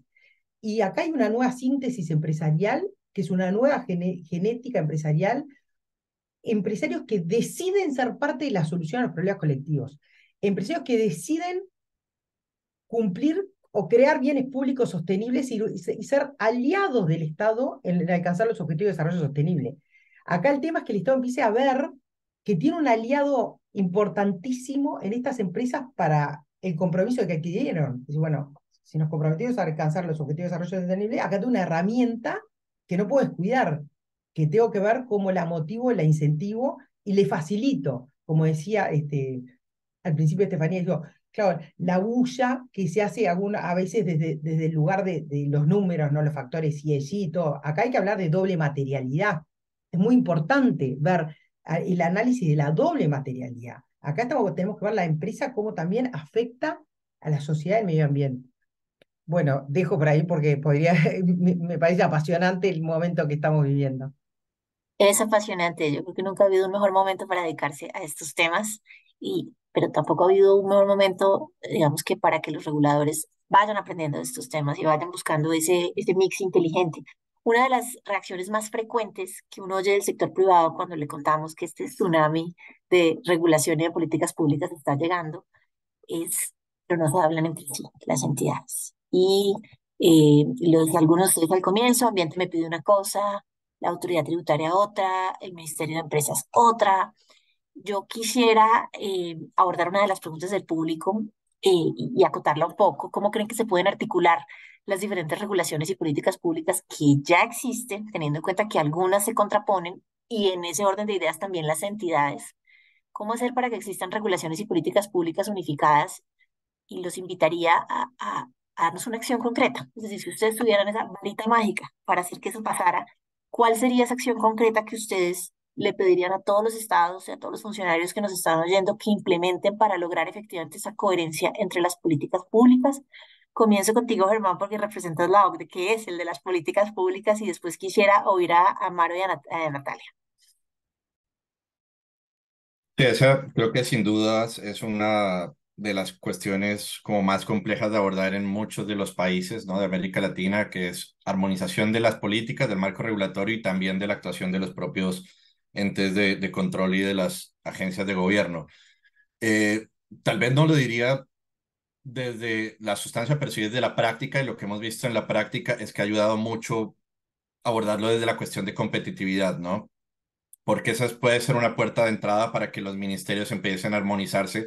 Sobre todo lo hemos visto ahora con la regulación emergente y la necesidad de responder frente a esa regulación desde los diferentes estamentos de gobierno. Entonces, cuando hace una década se estaba discutiendo cómo un Ministerio de Derechos Humanos, por ejemplo, puede convencer a los demás ministerios de incorporar la Agenda de Empresas y Derechos Humanos, hoy vemos que quienes pueden arrastrar más fácilmente esta agenda son las agencias de promoción de la inversión, los ministerios de economía, y a través de, o incluso en muchos casos, por ejemplo, los ministerios de relaciones exteriores, ¿no? Que se encargan de llevar a cabo las negociaciones y actualizaciones de los acuerdos comerciales y tratados de inversión y que están llevando el componente de sostenibilidad para generar una mayor articulación en materia ambiental, laboral, etcétera. Desde la OCDE nos ha servido mucho también trabajar con los gobiernos para hacer estudios de políticas públicas sobre conducta empresarial responsable, que es algo, digamos, bastante novedoso incluso para la organización, y es centrar esta revisión de políticas, pero pensando en el centro de la conducta empresarial responsable y dónde pueden estar las brechas. Pero sí, la recomendación práctica, insistimos mucho en el tema de la coherencia de políticas, es esa. Y desde las funcionarias y funcionarios que nos acompañan, los invitaríamos a usar la recomendación, ¿no? Porque en la gran mayoría de los países que están acá, se han comprometido a llevar esa recomendación a la práctica. Entonces la pueden acercar a sus contrapartes de gobierno literalmente diciendo este es un compromiso que se ha asumido como país. Caso de Argentina, caso de Brasil, caso de Perú, de Colombia, Costa Rica, México. De pronto estoy dejando a alguien afuera, pero creo que la gran mayoría de los países ya ha adherido a esa recomendación y los gobiernos se han comprometido a implementarla. Perfecto, Amaro. ¿Cuál sería tu recomendación ahí? Sí, bueno, ya lo dijo Germán, es una naturaleza de muchos países y no estamos exentos de esa situación. Incluso en el proceso de construcción, tal como lo han mencionado, ¿no? Estas competencias que tiene cada institución, pero en el momento de definir estrategias para en el tiempo lograr este desarrollo sostenible en las temáticas que correspondan, surge esta limitante o rapidez de aprobar un instrumento, una política nacional, porque cada rector solicita que esto es su competencia. Entonces sí tenemos un mecanismo y sería, pues, como ejemplo de repente por otros países, que previo a la aprobación de una política en el país, lo digo solo por el lado del poder ejecutivo, ¿no? Porque hay otra complejidad con el lado legislativo, que al proponer un ministerio, una política, pasa por un proceso, pero antes que se decida que se aprueba, pasa por un mecanismo que es el Consejo de Coordinación Viceministerial, donde están todos los ministerios, y es ahí donde salen estos puntos donde cada uno podría decir dos o más de dos, decir que eso es su tema. Entonces es de manera coordinada llegar a un consenso y solución donde se defina bien las competencias y cuando este instrumento se apruebe se tenga claridad quién aporta qué y cómo contribuye. Y se mantiene con una rectoría de quién debe liderar esa política pública. Entonces, ese es un mecanismo que nos permite en el momento ya de ejecución de tener claro quién hace qué. Eh, en la práctica, ya cuando se lleva más al proceso de ejecución, ahí ya surgen otras complejidades que en el nivel de una política no se ven. Llámese los servicios o intervenciones que directamente se dan a la población o el entorno en general. Entonces también tenemos otro mecanismo porque hay una rectoría en el Perú que se llama una Secretaría de Gestión Pública, donde debe dar opinión, y esta opinión sí es vinculante sobre definir claramente qué le compete a cada uno, ¿no? Pero claro, tampoco es que sea un proceso así rápido, si hoy lo convocamos y al mes ya está. No, ahí hay un proceso de coordinaciones y ahorita, por ejemplo, estamos trabajando sobre estos temas de la sostenibilidad en el territorio, ya los temas de recuperación, restauración, temas ambientales, ahí tenemos una complejidad que estamos trabajando para resolver. Y ya trabajando en la parte ya normativa, me refiero con el Poder Legislativo, sí estamos haciendo un proceso de inducción y de dar conocimiento que cuando emitan las leyes a través del Congreso, tengan claro los instrumentos que existen y cómo estos se vienen implementando porque en el proceso se emiten normas cuando ya existe un instrumento que el Ejecutivo ha normado y sobre él se está trabajando, ¿no? Entonces genera ahí una superposición. Ese sí es un poco más complicado, pero estamos en ese proceso. Y bueno, no solo es en el tema de las políticas nacionales, sino en nuestros instrumentos y es la forma en que, no quiero decir que tenemos la varita mágica, pero es la forma en que estamos orientando a poder evitar estas situaciones. Sí. Gracias, Amaro. Natalia, no sé si quieras añadir algo a este mix. A ver, comparto lo que dicen. Claramente necesitamos lo que dice Germán y Amaro, todas estas coordinaciones y el uso de esta varita mágica, y desde este lugar de multiactores, si tuviera que hacer como una reflexión final en esa investigación que hicimos, lo, iría como un llamado personal, porque atrás del Estado, de las instituciones, de las organizaciones, de esta necesidad de impacto, hay personas, ¿no? Entonces, diría que sobre todo examinen lo habitual. No acepten sin discusión las costumbres heredadas. Ante los hechos cotidianos, por favor, no digan es natural. En una época de confusión organizada, de desorden decretado, de arbitrariedad planificada y de humanidad deshumanizada, nunca digan es natural para que todo pueda ser cambiado. Me encanta Esto ese me, llamado a los me líderes, parece que Natalia. la conciencia de que somos parte de la solución, ¿no? No solo a la entidad, sino a las personas que se conectaron un 12 de diciembre, cuando ya están en modo Navidad, a oír esto. Creo que acá ya hay un insumo de comienzo de interés de abordar estos temas y no conformarse con que es muy difícil coordinar entre políticas públicas o es muy complejo o siempre se ha hecho así, sino retar a estos líderes y lideresas que se han conectado el día de hoy para cerrar. Siempre el tiempo es el enemigo de la buena discusión. Cerrar pidiéndoles una reflexión muy corta sobre un tema muy, muy complejo. Y es en este boom regulatorio de la agenda SG. Se confunde mucho impacto en el desarrollo sostenible con impacto en las finanzas de la organización. A veces los temas se conectan, que es el escenario ideal cuando algo está generando un impacto en el desarrollo sostenible y es además un impacto en la materialidad financiera de una empresa, pero no siempre es así. Y a veces pareciera que están tomando las discusiones de reguladores financieros y del sector financiero, digamos que mucho más foco que el resto. ¿Cómo hacer para que ese impacto en el desarrollo sostenible que viene muy ligado a las discusiones de debida diligencia en empresas de derechos humanos, ese impacto en el desarrollo sostenible y en las personas siga siendo el eje central de la agenda de sostenibilidad y no se pierda el foco del desarrollo sostenible para volcarnos a mirar únicamente el impacto en el inversionista y sus riesgos de inversión, que tocaba hacerlo y es válido?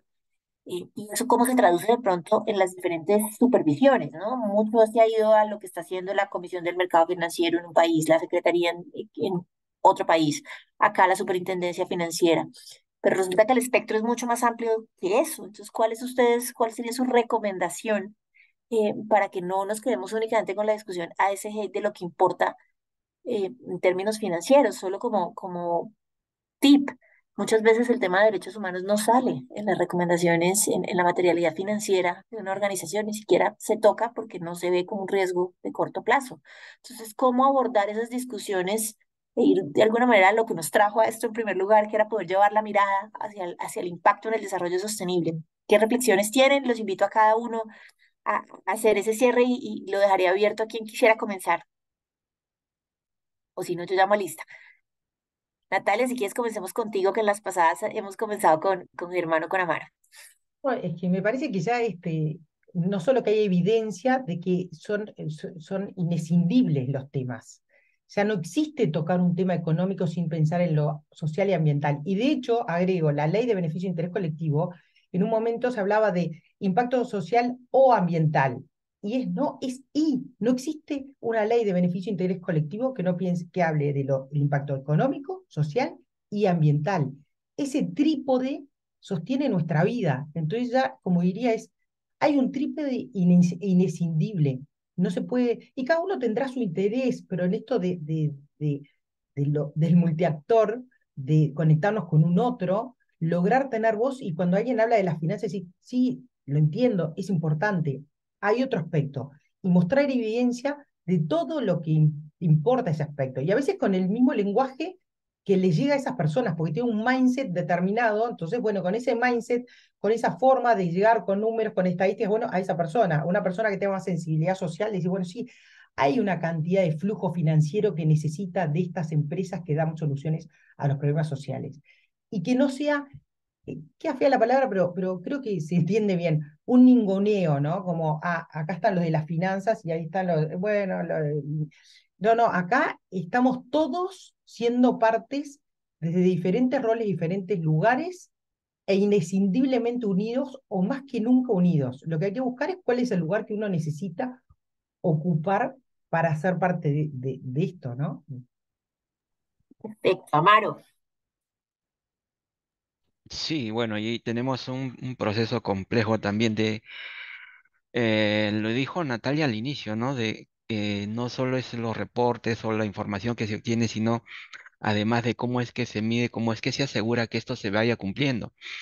Estamos, por ejemplo, en un proceso de construir una política nacional de derechos humanos y mire lo complejo que es obtener información.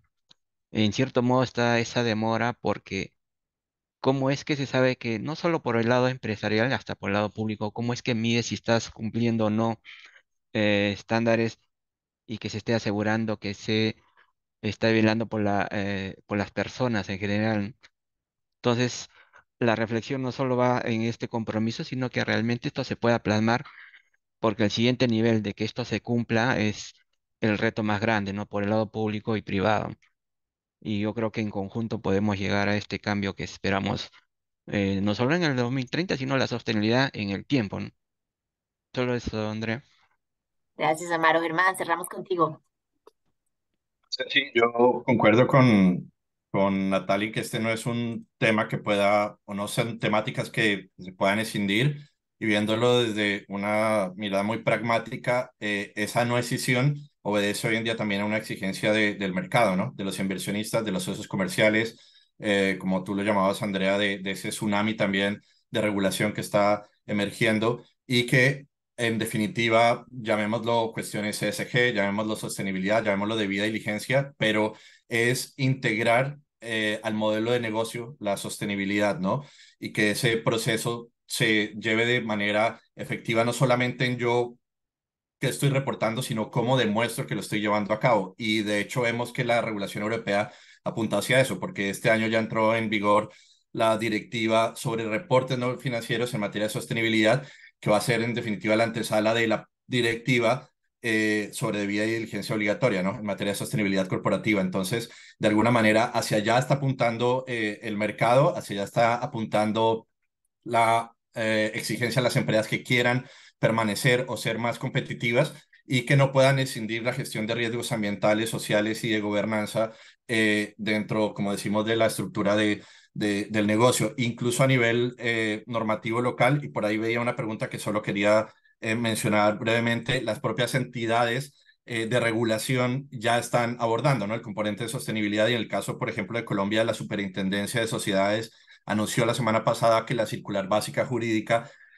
va a incluir este capítulo sobre implementación de programas de sostenibilidad, que no sé si ya entró en vigor o no, pero marca que esto obviamente también va en tendencia hacia la propia regulación en los órdenes nacionales. Germán, Amaro y Natalia, muchísimas gracias a los tres por sus aportes. Una invitación muy especial a los líderes y a las lideresas del sector público que hoy nos acompañan. Es una gran oportunidad en este momento de hacer una apropiación de todas estas tendencias que se están dando a nivel mundial, poderlas contextualizar para que hagan sentido en cada una de las geografías en las que estamos, que ojalá busquemos hacer uso de esos estándares internacionales y les demos contexto local de manera que no terminemos con una normativa genérica, pero sí basada en las buenas prácticas y en los principios que sabemos que funcionan y que nos van a llevar, digamos que, a generar esos cambios y a detonar esa diferencia. Y pues de parte de las organizaciones que representamos los que estamos en este panel, muy bienvenidos a acercarnos, a acercarse a nosotros, a todos los que estamos aquí. Sabemos que es un proceso el que se hace desde el liderazgo público y que es un proceso que a veces tiene más preguntas que respuestas, pero ya hay una serie de entidades desde la OCDE, desde el trabajo que adelanta Natalia, desde la experiencia que ha tenido Amaro y desde el trabajo que hacemos nosotros en el GRI en América Latina, donde podemos acompañar y navegar conjuntamente esas curvas. A los tres nuevamente muchas gracias y vamos de regreso contigo, Estefanía.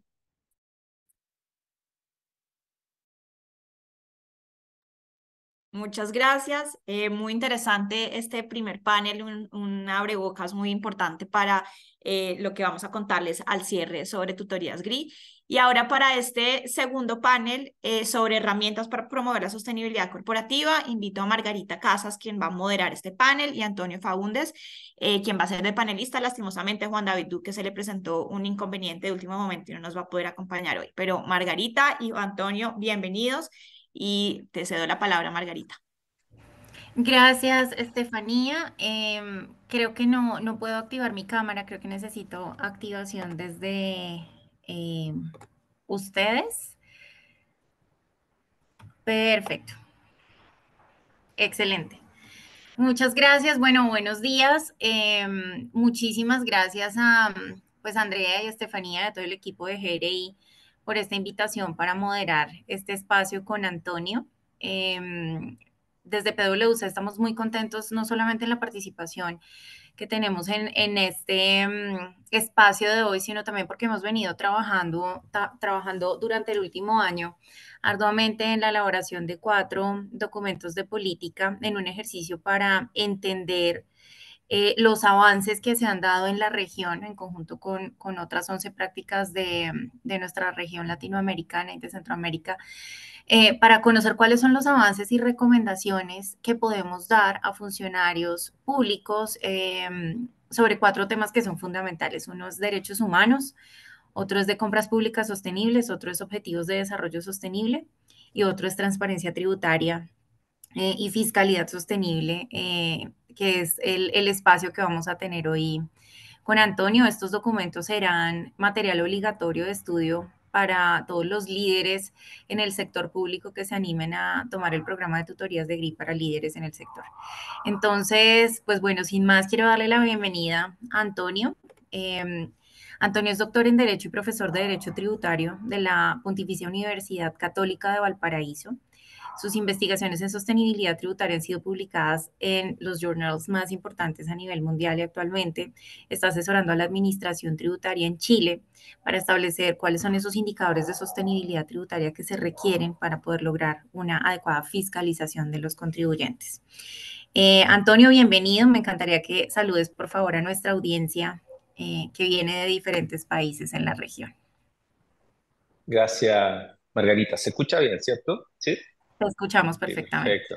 Bueno, un agradecimiento primero que todo. Muy buen día a todos y a todas las que están presentes en esta audiencia. Agradezco a Estefanía Rubio, también a Andrea Pradilla por esta invitación, a GRI o GRI también por esta instancia tan importante a nivel latinoamericano. Así que encantado de poder participar y un honor también de poder comentar los temas que estamos investigando, Margarita. Gracias, Antonio. Pues tenemos un espacio muy interesante porque vamos a hablar de un tema fascinante y es impuestos y cómo estos impuestos se conectan con el desarrollo sostenible.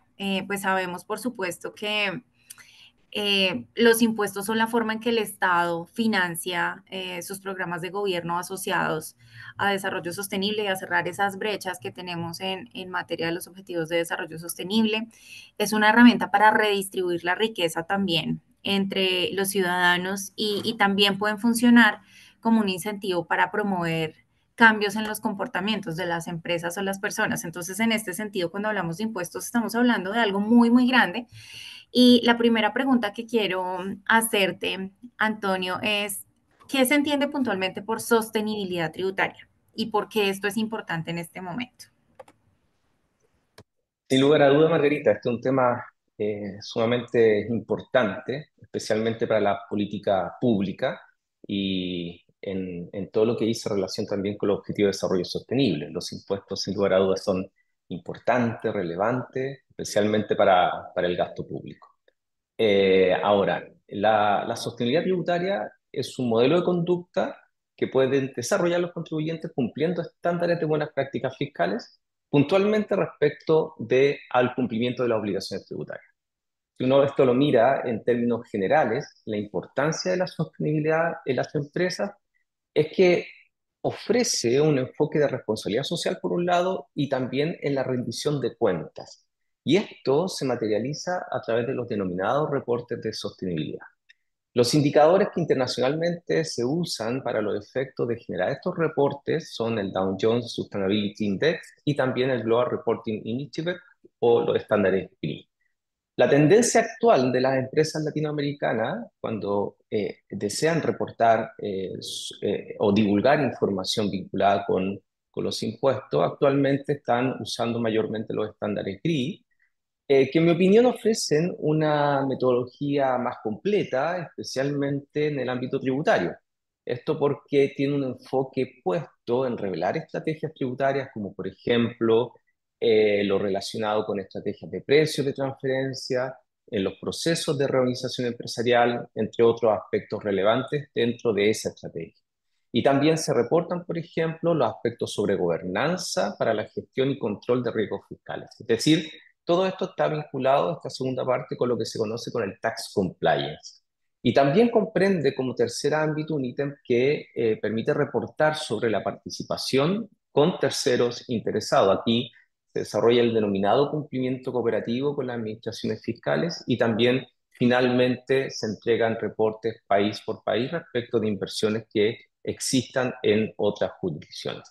Todo esto se constituye, como señalé anteriormente, en un modelo de conducta que está orientado a que los contribuyentes puedan asumir buenas prácticas fiscales en el cumplimiento de los impuestos.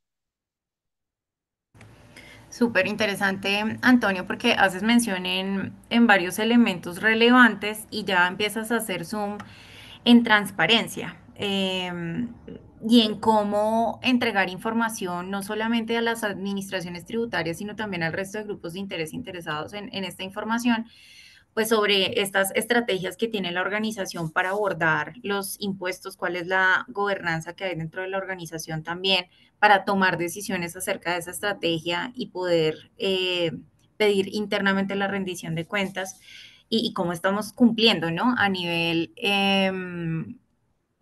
privado y a nivel de corporaciones en materia tributaria. Antonio, ¿cómo se relaciona todo lo anterior con las administraciones tributarias? ¿Qué rol juegan las administraciones en este sentido? Sí, esto, como tú planteabas, Margarita, es clave frente a la transparencia como principio transversal, que está vinculado con el compromiso de divulgar efectivamente por parte de los contribuyentes información sobre sus estrategias tributarias.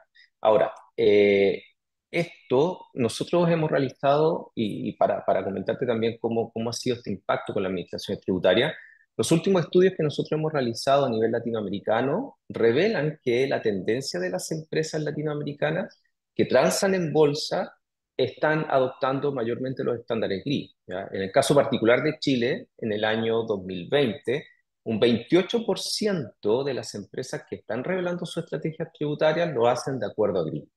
Y en el año 2021, este porcentaje de revelar estrategias tributarias aumentó un 54%.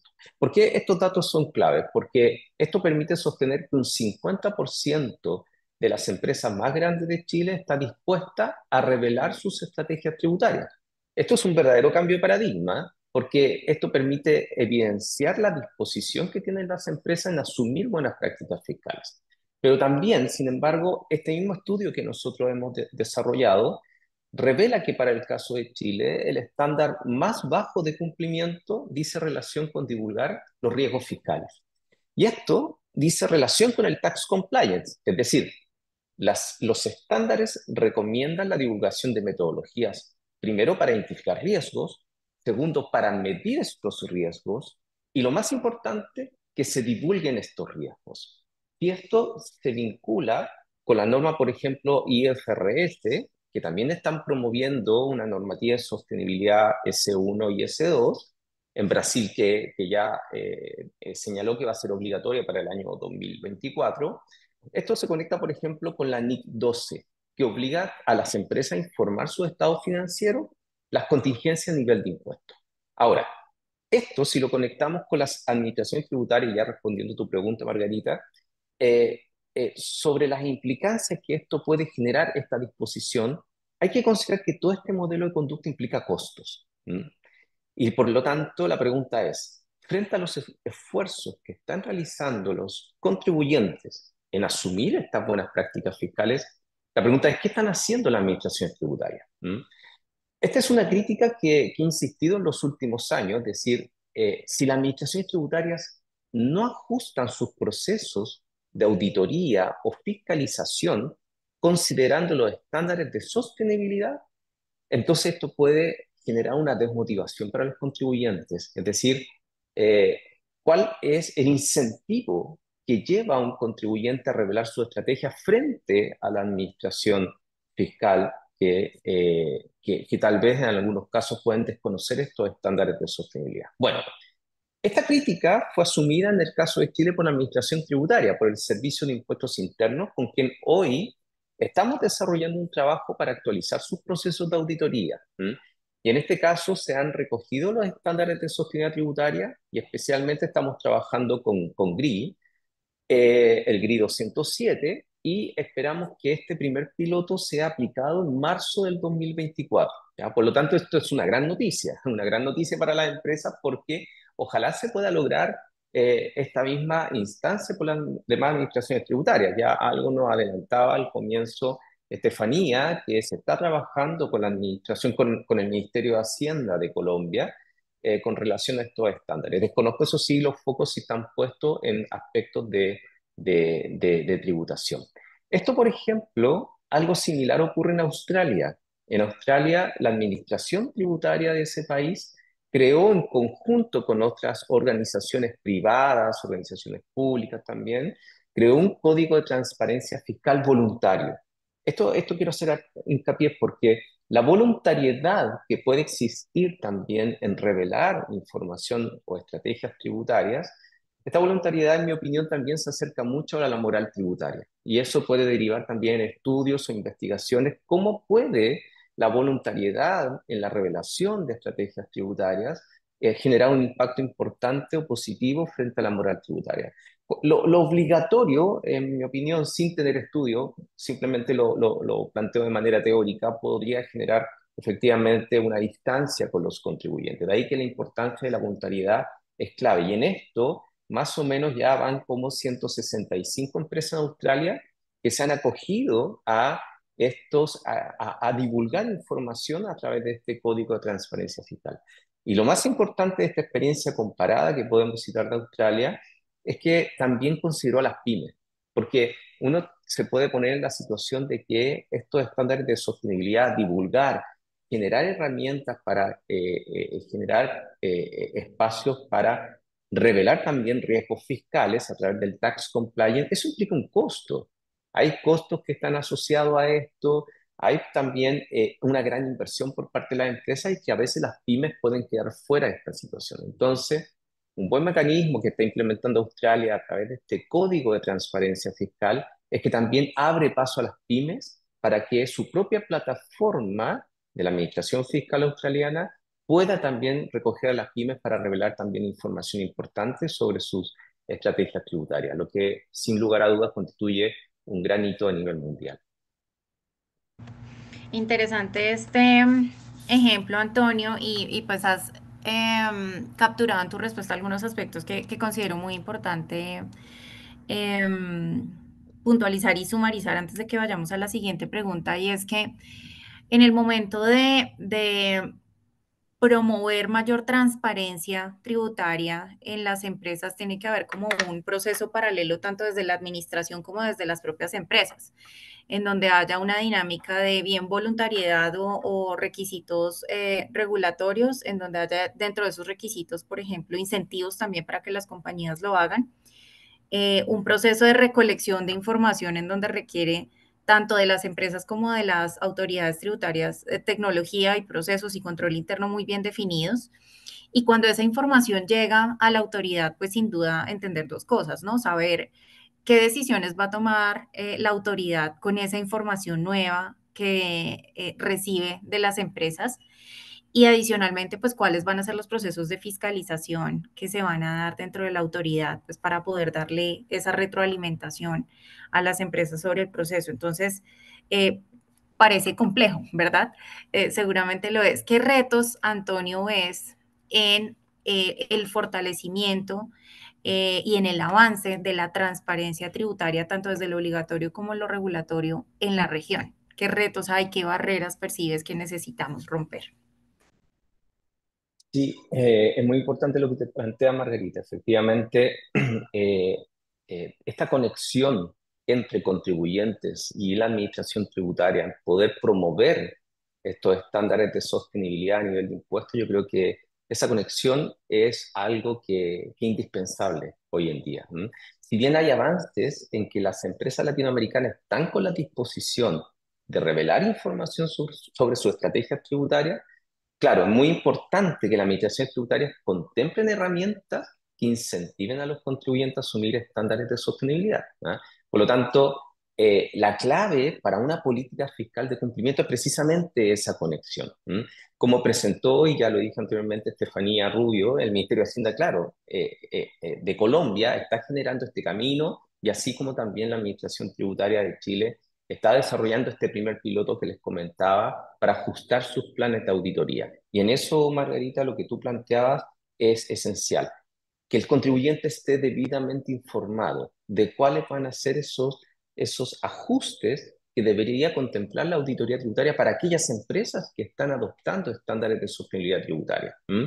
Por lo tanto, esto tampoco significa que exista un beneficio para las empresas que están asumiendo estándares de sostenibilidad, porque la fiscalización tiene que ser de manera igualitaria para todos los contribuyentes. Pero sí, ese fiscalizador de la administración tributaria, ese funcionario público, tiene que estar debidamente capacitado para comprender esta cultura que están desarrollando las empresas frente a las buenas prácticas fiscales. Y ese es un punto, sin lugar a dudas, sensible.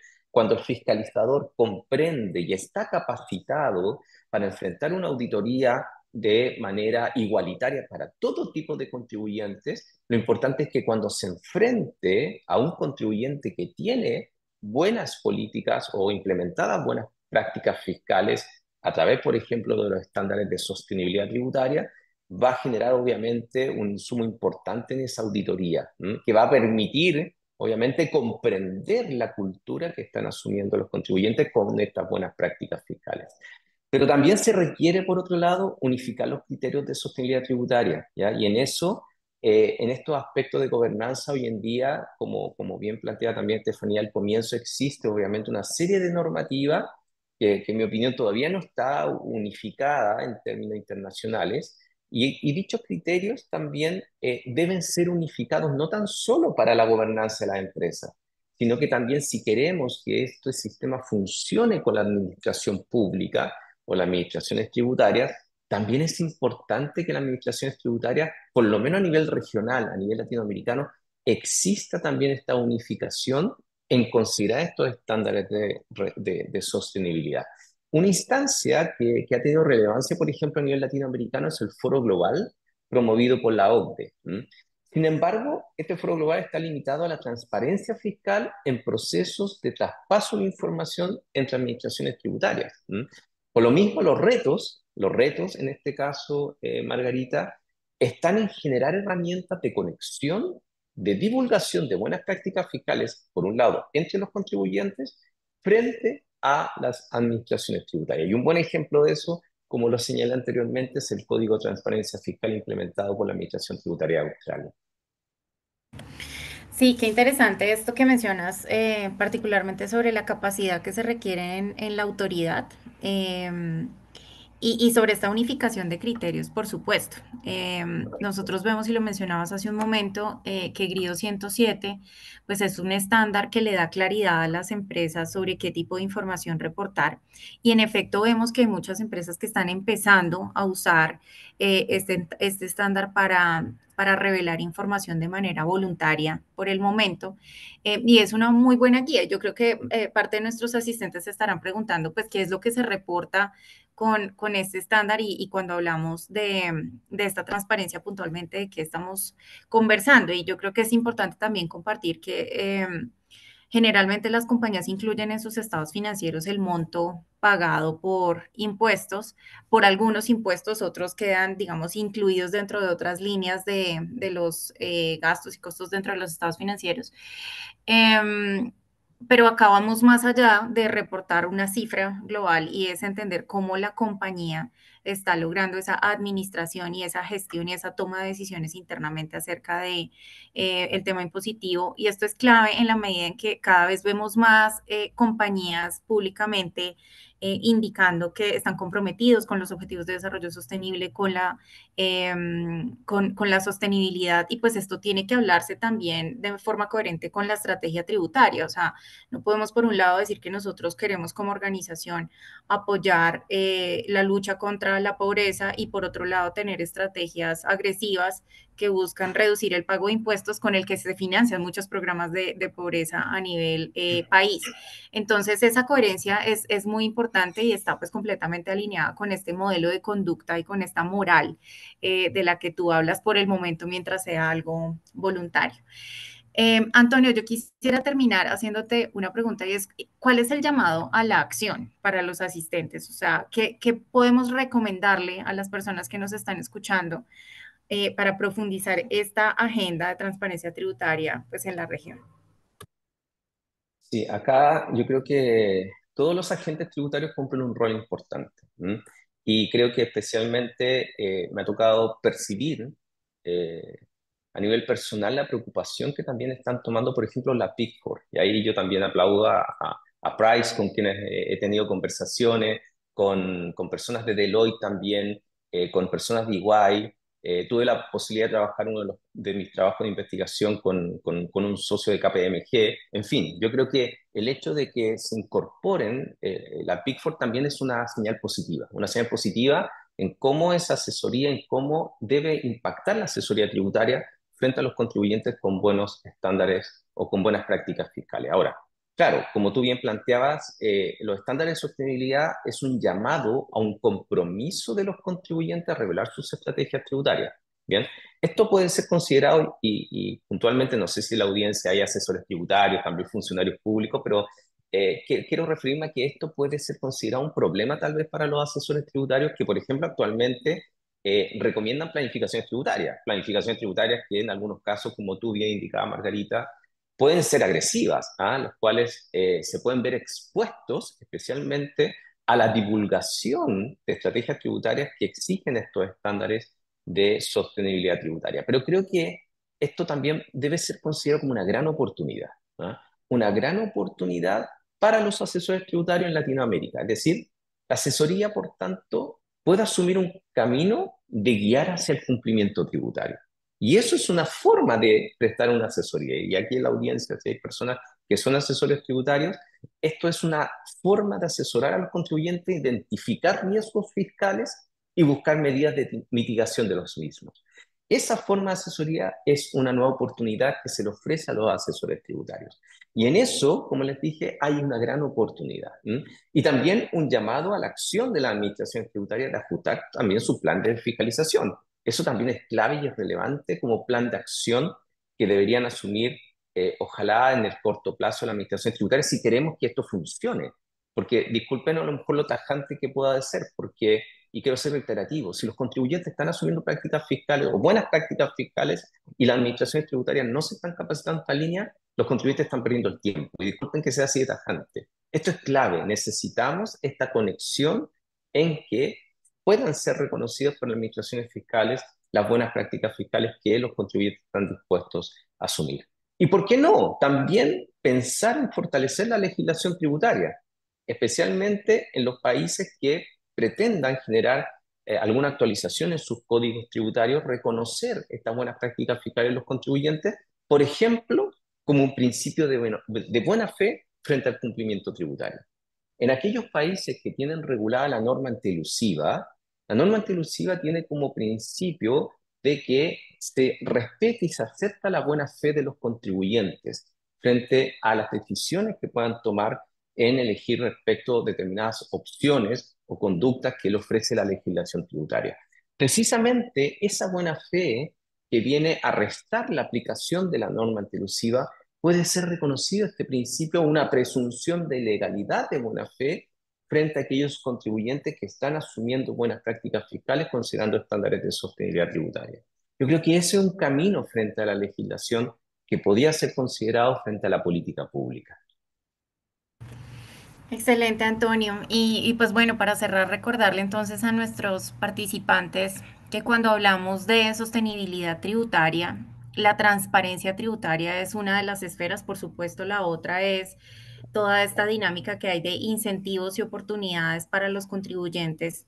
Pues los impuestos como tal, y como lo menciona Camilo en el chat, por ejemplo, obras por impuestos es un buen modelo para impactar el entorno en materia de sostenibilidad de forma coherente pues con la estrategia de una organización y que todo eso que se haga y todas esas decisiones que se tomen sean transparentes y se reporten pues usando estándares internacionales reconocidos y aplicando mejores prácticas internacionales que como ya Antonio nos comentó, son varias las organizaciones que lo están haciendo pues varias las administraciones tributarias también que están considerando cómo aterrizar esto para darle más forma y que pase también de lo voluntario a lo regulatorio. Antonio, muchas gracias por acompañarnos en este espacio. Un placer haber conversado contigo y pues bueno, devuelvo la palabra a Estefanía. Muchas gracias a Antonio por este panel. Sin duda es muy interesante esta discusión que no siempre está en el centro de la agenda de sostenibilidad, pero que está ganando cada vez mayor relevancia. Ya para cerrar, entonces, para pasar al último punto de la agenda, para anunciar los seleccionados de Tutorías GRI para líderes públicos, un poco de contexto. Este es un programa que creamos para sensibilizar y generar capacidades en líderes del sector público para que puedan profundizar sobre elementos de esta agenda de sostenibilidad, para poderles ofrecer herramientas y material de apoyo para que puedan seguir este camino de aprendizaje y de actualización en los temas de sostenibilidad corporativa. Está dividido en 5 módulos. Un primer módulo sobre el rol del sector público en la sostenibilidad corporativa, un segundo módulo sobre ODS y cómo involucrar al sector empresarial, el tercero sobre empresas y derechos humanos, el cuarto sobre compra pública sostenible y el 5 sobre tributación sostenible, el pago de impuestos y el desarrollo sostenible. A continuación voy a mostrar y anunciar los seleccionados de esta primera promoción de Tutorías GRI para líderes públicos.